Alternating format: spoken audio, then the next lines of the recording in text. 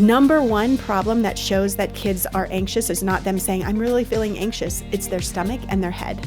So they'll complain of stomach issues that can't be identified as another medical issue.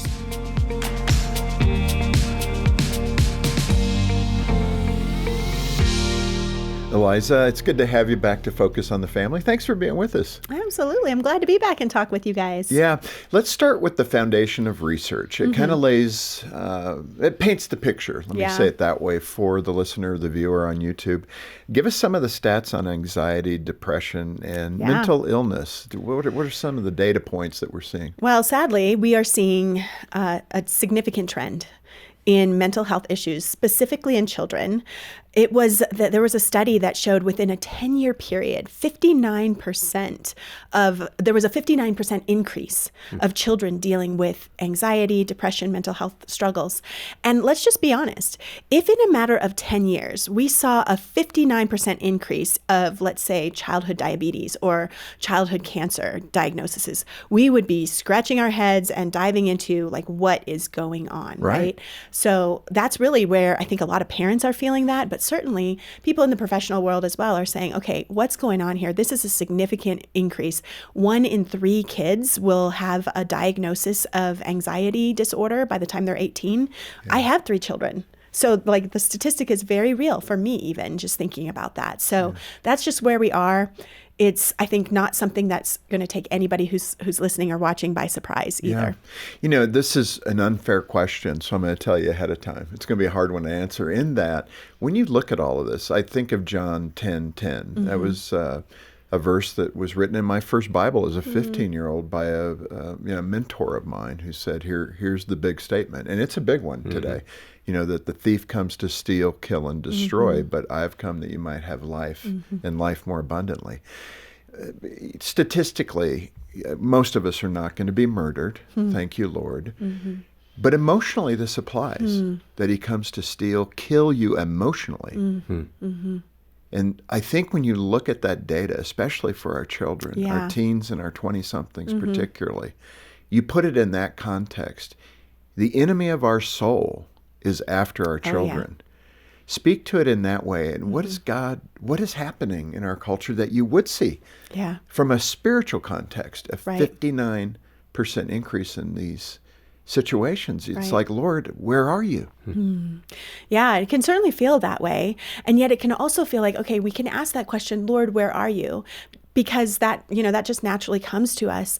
But we also need to ask the question, like, where is the other things in our lives compared to the input, the time, the energy towards the things of spiritual grounding that the Bible has for us? So what I mean by that is, what is coming at us more frequently? Is it the John 10:10 verses of just like that reminder of who God is? Is it the mentors who are pointing us to truth and spiritual hope? Or is what's coming at us a constant flow of anxiety producing information, expectations, and even just like pressure on our kids? And I would say, if you took any kid and said, do you feel more inundated with God's word and who you are as a child of God, or what it means to follow Jesus? Are you more inundated with messages of that? Or are you more inundated with messages of measure up or perform, or, this is what's happening in the world? Certainly mental health. I will tell you that mental health is talked about way more than it ever was when I was a child. And in some ways, that's really good. We can acknowledge that's good. We're talking about these things. But in other ways, I have 10, 11, 12-year-olds who I can talk to in a counseling room who know more about diagnoses than I had never had a clue even existed when I was their age. Oh, that's interesting. So it's just very prevalent. And I think when you think about what your question was, it's like, what is coming at us? What's filling us? Right. And especially our kids. And I want to make sure I'm playing the opposition there to give you that ability to hit the ball, right? But I think also, when I think about that, the Lord doesn't leave us unprepared. And I don't think the Lord makes mistakes with the generation of souls he's got on this earth at this time, right? It's all purposeful for him. And I think in that we find our identity, et cetera, as Christians, as believers. So in those scriptures that say, fear not, do not be anxious, for I've overcome the world. Yeah. yeah, you look at that and you go, okay, Lord, I want to trust that. Yeah. But can you show me a little more? Yeah. That kind of attitude. So in that context, I mean, having the peace of God, no matter circumstances, is really what the shalom, the peace of Yes. God, is all about. Yeah. And I guess the whole battle is about how we struggle to find that. Right. It is. And there is something to being anxious in a way that is I'm concerned about the things God is concerned about. Yes. And then there's the anxiety that we're talking about, the anxiety that overwhelms, the anxiety that tends to kind of cripple our children. And more parents are feeling this. That, I mean, like I said, the statistic 1 in 3, that's most parents are going to probably have a child who, even if it's just for a season, has faced a lot of anxiety. Let me ask you, when you were pregnant with your firstborn, I believe a nurse slipped a note into your hand at the birthing center. I'm not sure exactly, but tell us that story. And what was the note? Well, they gave me all of these great, helpful tips on how to prepare for sleep, how to bathe the baby, which I needed that. Like, this was a piece of paper this is all we were sent home with. Isn't that crazy? I was a little, yes. Here's your piece of paper about how to raise a child. And it literally was one page, single-sided. There wasn't even 2 sides to it. And it had some things on helping with burping and bathing and dressing and feeding and sleeping. There was nothing about how to navigate their emotions or their mental health. It was all about their physical health, their physical well-being, which is good because, goodness gracious, we need to keep them alive when we're sent home with these little ones. But we need to, as you mentioned, help them to thrive. And there was nothing talked about. And so, yeah, definitely felt ill-prepared. Yeah, I think the challenge, it is kind of weird that you go take your driver's license test, you got a book that's probably 100 pages, right? That funky driver's training booklet. But you have a baby, there's nothing but a piece of paper. But I think that's one of the reasons, certainly, why we concentrate on parenting. But how do we equip, especially a first-time parent, both mom and dad? How do we focus as parents on the full child, the spirit, the emotional part of the child, the physical part of the child? I mean, that's what we're trying to do, right? Yeah. How do we go about getting our focus on the right things as the parent of the newborn, of the firstborn? Well, and this was something that was maybe new to my generation. I think the next generation of parents is starting to be a lot more in tune to this, but we didn't have any context for how to handle emotions or even talk about emotions. So one of the things that you can do is yes, you're going to care for them physically. And probably there's the reality that you just need to keep them alive is going to keep you caring for them physically. But you do need to care for them emotionally, which means you start early talking about emotions with your kids. And you can do that by simply identifying. When you have a little child who's maybe just a year old, you can start giving them words for the things that they're doing. So you see them, they're trying to put the block in the little hole that it goes in. Yeah. Peg in the round hole. Right, exactly. And they're frustrated and they're getting mad with this block or whatever. And you see them kind of pounding on this block. You can actually say the words that they don't have. Are you angry or you look upset? So that they begin to see, even at a young age, we talk about emotion words. Because too often, I think people in our generation have the experience of we didn't talk about emotions. And if there were emotions, if we were talking about them, it was like, stop that. Right. Stop that emotion. That's weakness. Unless it was a happy emotion. We only talked about what we would consider quote unquote positive emotions. Yeah. If you had positive emotions, we could talk about those. But if we had negative emotions, it was kind of a stop that kind of a thing. That's true. One thing that we have here for parents that I'm really pleased with, it's something we have worked on for a long time, but it's age and stage content. And so, boy, if you're a parent of children between 0 to 18, sign up. It's free, and we'll send you weekly emails and give you an idea of what your child at 2 will be experiencing, the terrible twos. What does that look like? I mean, it's a primer on being that parent. So helpful. But in that context, let me ask you specifically, and you're tilting into that, for toddlers, 0 to 3, 4, that toddler period.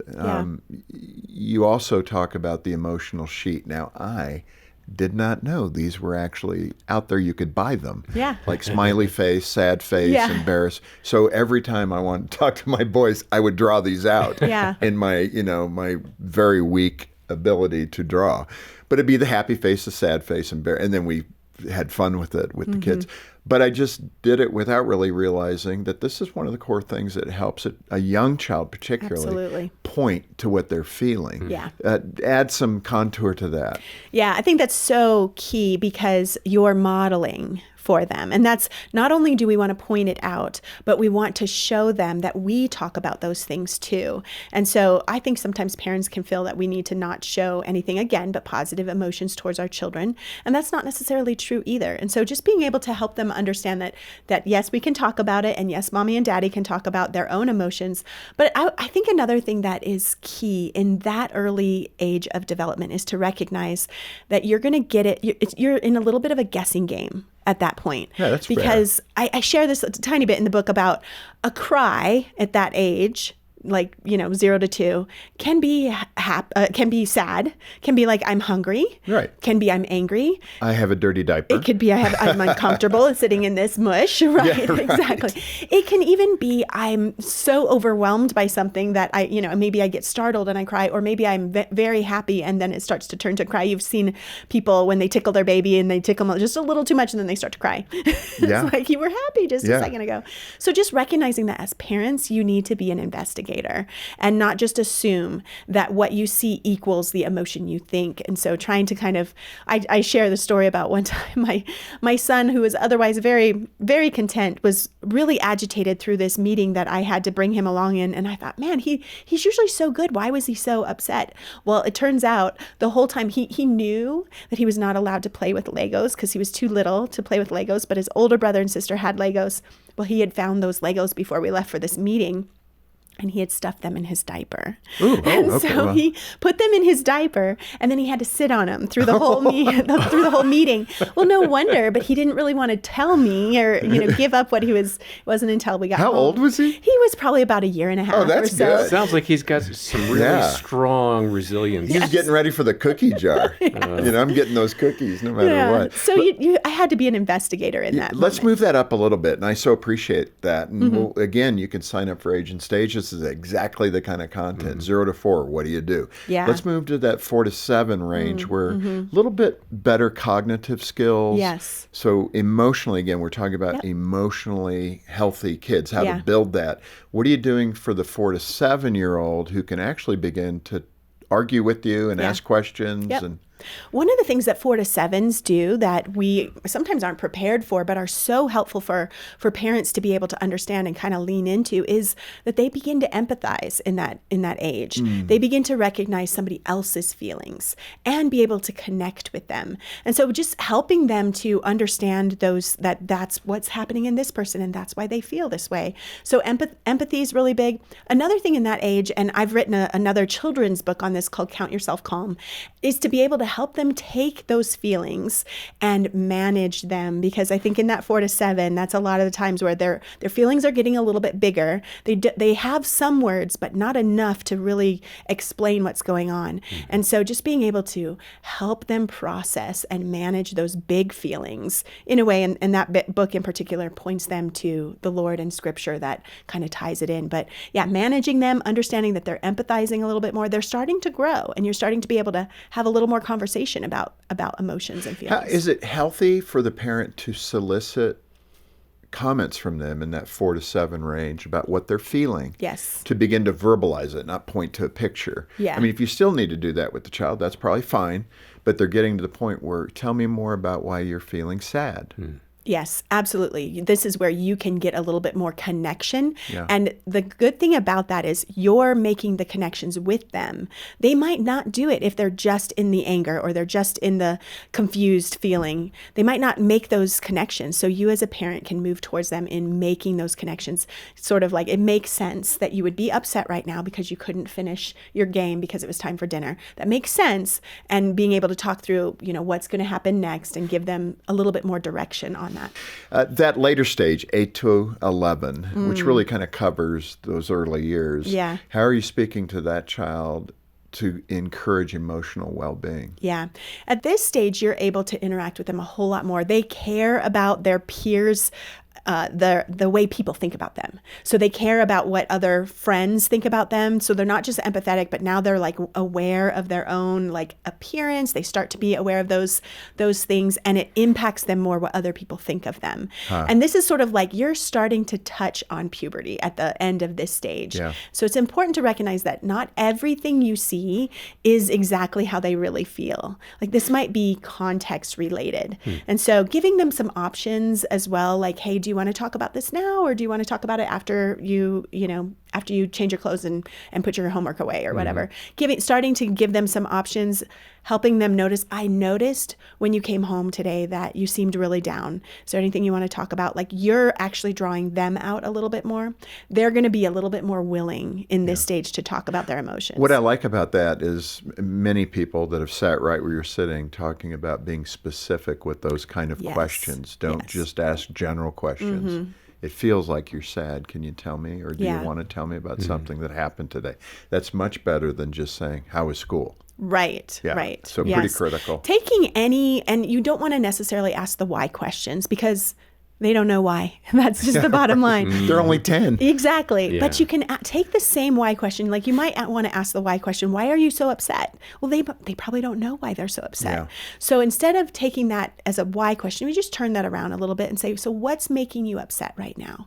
And it allows them to kind of explore it. Or what about that circumstance was upsetting to you? Let's just name me one thing about that circumstance that made you really upset.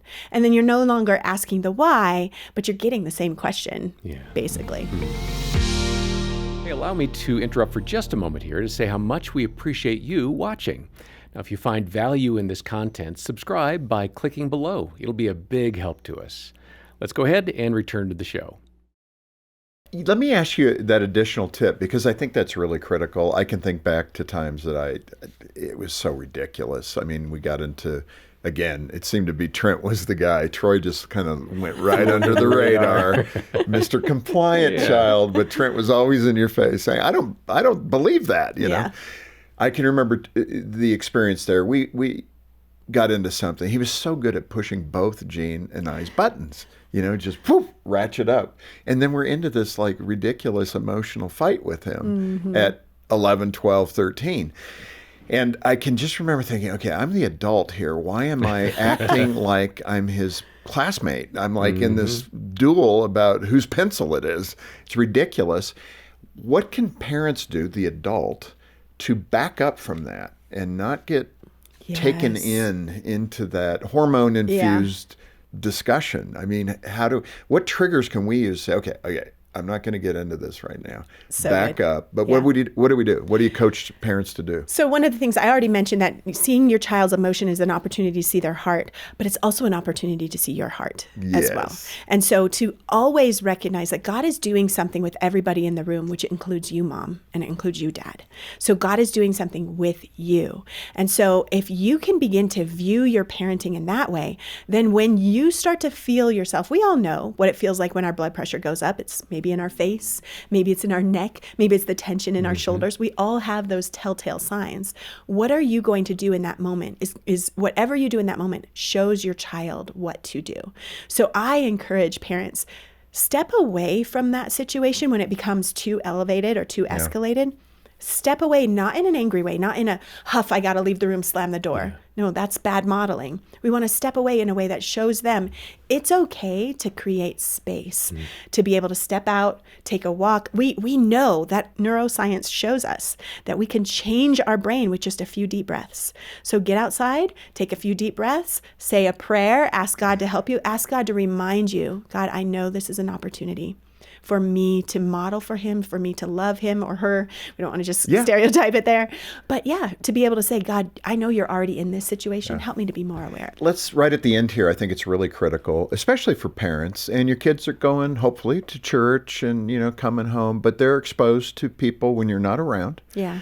What are some of those professional things, being a trained counselor? What should parents look for in behavior, just to be aware if something may have happened that you weren't aware of, but the way kids might behave to show you they may need some help. Yeah. Maybe even professional help. Sure. So just in general of thinking maybe there's something that I'm not seeing or not aware of.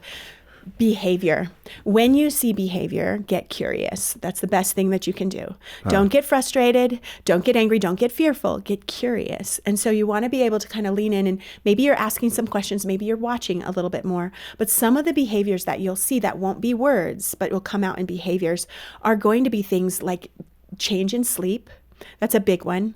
Number one problem that shows that kids are anxious is not them saying, I'm really feeling anxious. It's their stomach and their head. So they'll complain of stomach issues that can't be identified as another medical issue. So you've been to the pediatrician, you've talked with them, but they're chronic stomach issues. There's no cause, but it just keeps showing up that they're dealing with some stomach issues or repeated headaches. But we've looked through this. There's no cause medically. We've checked what we need to check. So those are some of the most common behaviors. Withdraw, change in interest from their normal interests, or fear that maybe like they all of a sudden don't want to be alone. And it's not just an ages and stages thing, because there are some of those things that are normal. Yeah. But even thinking about like the area of mental health, because I do think parents can feel like, well, when do I know, is this just anxiety that a kid feels, or this is actually a problem? Because parents can see things that you begin to think, oh no, if my child depressed? And if they're depressed, will this lead to something worse? Mm-hmm. And there are certainly times when our kids go through seasons. Yeah. Let me ask you this in that way. Mm-hmm. Parents oftentimes have the right instinct, if I can use that word, something in their gut that's telling them something's wrong. And oftentimes you'll hear on the back end of that, I knew it and didn't act on it. Yeah. Mm-hmm. And there's that regret. Would you, as a counselor, if a parent is, healthy themselves, say, hey, if you feel something or notice something, it's just in your gut, whatever that means. It's an observation. I think it's a spiritual insight, frankly. Act on it. You won't have a regret talking about that, maybe getting some professional help for your child. It's better to have erred in the direction of safety than to ignore it, and it was something very serious. I mean, you're coming into my counseling room. I've definitely said those same things of like, hey, let's trust the gut on this one. Doesn't seem like you're acting out in just like fear response. It seems like, there's something in you saying something isn't right. Yeah. I don't know what it is. And I'm just going to say it. I give parents permission, like, especially even in the teen years, it's okay for you to be a little snoopy when you have that gut feeling. It's okay for you to say, I'm gonna look in their room. Sometimes I think there can be this fear of like, well, I don't want to invade their space. They're 14, they're 15, they're 16, they're young. And in many ways, I think that's a lie that the world has told us, that they have some kind of a right or something that we can't invade that space. But if you are concerned, lean into that for sure. I even like that idea, though, that you talk about it with them. You know what? Yeah. My job as your parent is to help you be safe. Yeah. And you're probably going to think about or do some things that maybe take you in a different direction. Yeah. So I'm going to maintain that permission as your parent to be able to talk with you or even be in your room and just know that's part of what we have, so they don't feel the invasion. Well, Dad did talk to me about that. Yeah. That was pretty stupid. I brought that keg of beer into my room. But you know what I mean? I mean, I think it's good to have that discussion. It actually alerts them to say, okay, I'm going to be thoughtful. I tell that to parents with phones. When you give your child a phone, because people will often ask, when should I give, when is the right time to give my child a phone? How old? What age? And I always tell them it's not really about when, it's about how you give your child a phone, because you want to give it to them, helping them see right from the beginning that this isn't no parent zone. That this little glowing rectangle is not a space where I have no access to, but instead it's going to be something where there's going to be occasional search and seizures. For your protection. For your protection. Mm-hmm. Yeah. So I would agree with you on that. I like that. Eliza, thank you so much for being with us. This is a great primer. Raising Emotionally Healthy Kids, Help for Parents. And it's readable. I mean, this thing, you can go through this filled with tips and ideas on how to really zero in on your child's emotional well-being. Thanks for being with us. Thanks for having me and for having this conversation. Always. And hey, if you can make a gift of any amount, I mean, throw $5 at Focus and we'll send the book to you as our way of saying thank you for participating in ministry. Yeah, we rely on donors to support the ministry, to support this show, to make it possible for these broadcasts, for our counseling team, and for great resources like this, Raising Emotionally Healthy Kids.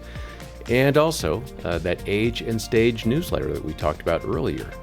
Learn more about how you can donate, join the team, and get great resources. All the details are in the description below. Or call 800, the letter A, and the word family. And thanks for joining us today for Focus on the Family with Jim Daly. I'm John Fuller, inviting you back as we once again help you and your family thrive in Christ.